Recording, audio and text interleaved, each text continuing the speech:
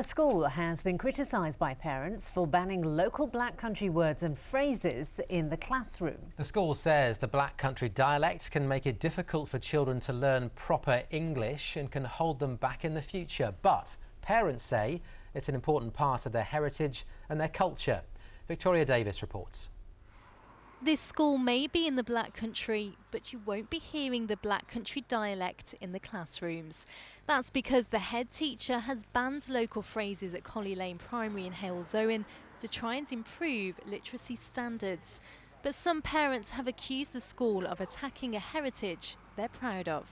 Well, I think it's a crazy thing, really, because, I mean, it's all part of our culture. It's us. We are Black Country, and if we go talk like we want to talk, well, what's going to happen, you know? It's basically teaching kids that what their mums, dads and their aunts and granddads say is wrong. Well, I think it's absolutely disgusting, being honest, yeah. It's a joke. People do discriminate against you, and I don't want the children to be discriminated against in the future, but I am proud of where I live. That's the way they're brought up to speak, and I mean, people in Newcastle, Liverpool, they've got an accent.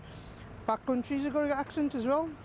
Parents have all been sent a letter with the top 10 most damaging phrases. They include they was instead of they were, I day instead of I didn't, a instead of pardon. There's also a zero tolerance approach on it wore me instead of it wasn't me, something instead of something, and gonna instead of going to. The head teacher said that this isn't an attack on local culture, but a way of preparing children for the future when they'll be in direct competition with other young people for jobs and university places. This is about just getting the best for our children, because we want them to compete with the very best in the world and in the country, and we want them to hear about them going on to top universities and having fantastic careers. And if we can give them a skill that helps them to progress that way, then we must do that.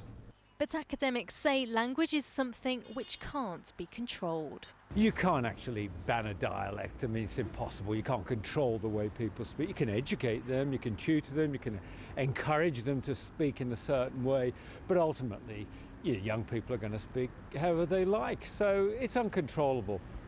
While the dialect is banned in the classroom, the school says children are free to use slang in the playground. And Black Country folk say it may not be the Queen's English, but for them, it's Boston. Victoria Davis, ITV News, Halesowen.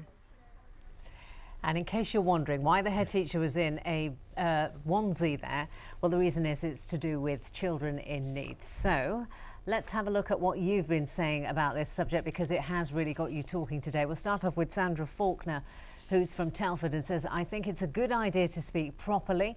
It's a matter of correct grammar, which can be important in some jobs when the pupils are older.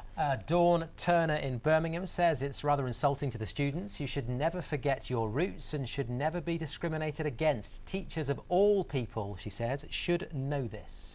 Zoe Sherwood says, as long as children write correctly, does it really matter how they speak?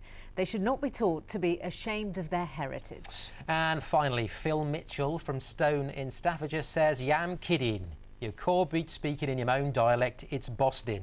Apologies for the accent. Well, thank you very much to everyone who got in touch. If nothing else, we've had quite a laugh, really, yes, haven't we? Entertaining Thank afternoon. you.